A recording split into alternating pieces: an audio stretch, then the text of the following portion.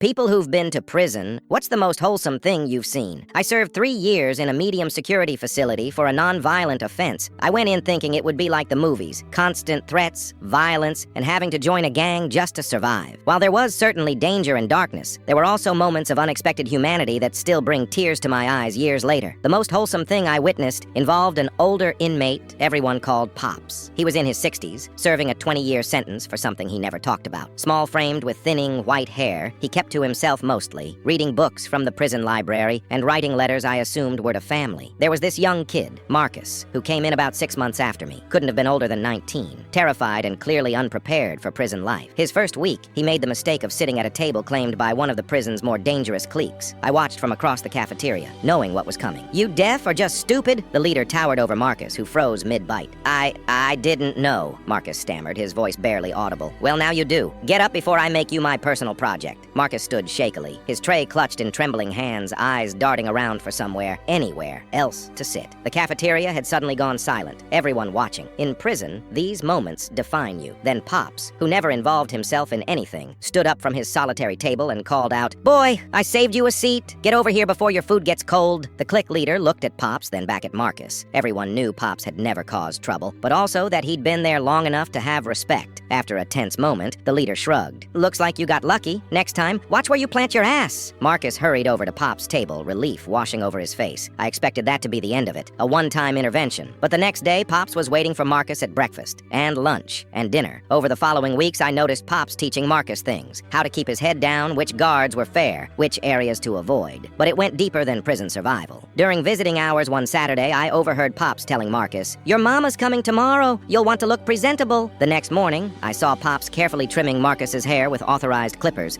teaching him how to shave properly with the terrible prison razors. "My son never let me teach him this," Pops said quietly. "Always said he could figure it out himself." "What happened to him?" Marcus asked. Pops was quiet for a long moment. "Overdosed at 23. I was already in here. Couldn't even attend his funeral." Marcus nodded solemnly. "I'm sorry, Pops. Nothing to be sorry for. Just promise me something. When you get out, and you will get out, you'll make something of yourself. No coming back to places like this. I promise," Marcus said, and I believed him. Months later, when Marcus got word his mother was sick, I watched Pops share his carefully saved commissary money to help Marcus buy a phone card to call home. When Marcus received early release due to overcrowding, Pops gave him his most prized possession, a worn address book. "These are people who helped me over the years. Tell them Pops sent you. They'll help you find work." The day Marcus left, Pops didn't come to the cafeteria. I found him in his cell, staring at a faded photo of a young man who looked remarkably like Marcus.